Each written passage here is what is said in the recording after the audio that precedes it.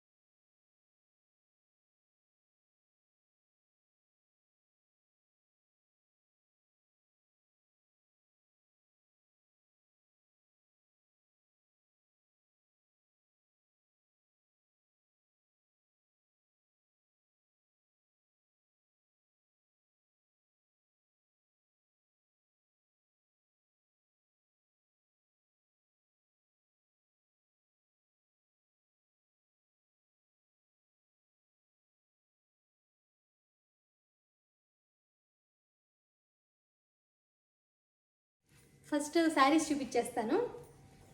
ఈసారి శ్రావణ మాసానికి నేను తీసుకున్న చీర ఇదే.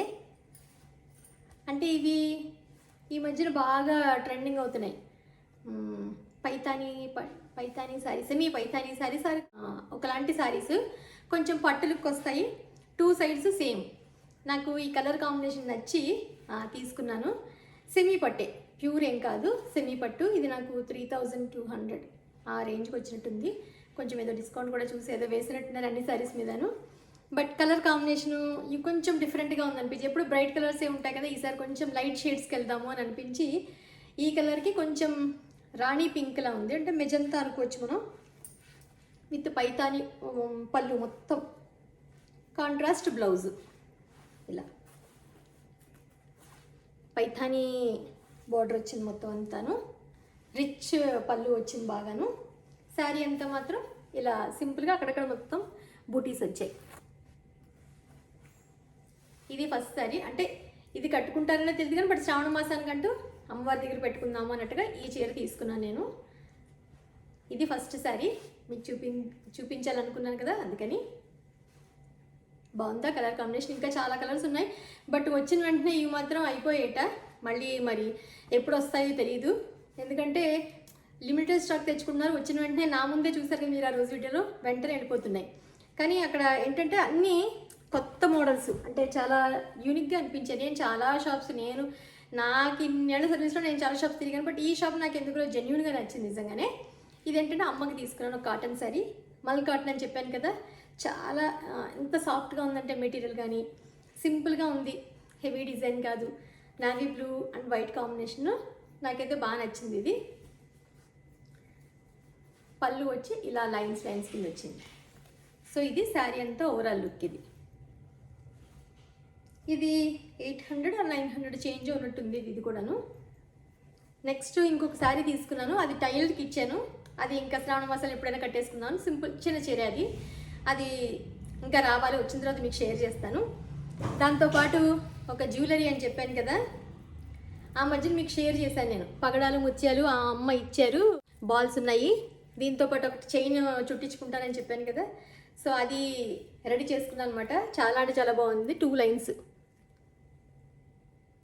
ఇలా రెడ్ అండ్ వైట్ కాంబినేషను ఈ శారీకి అయితే బాగా సూట్ అవుతుంది అనిపించింది. ఇలా అంటే ఇది ఉంటే తెలియట్లేదు కానీ ఇది ఆ చైన్ 2 లైన్స్ సింపుల్గా ఉంటుంది.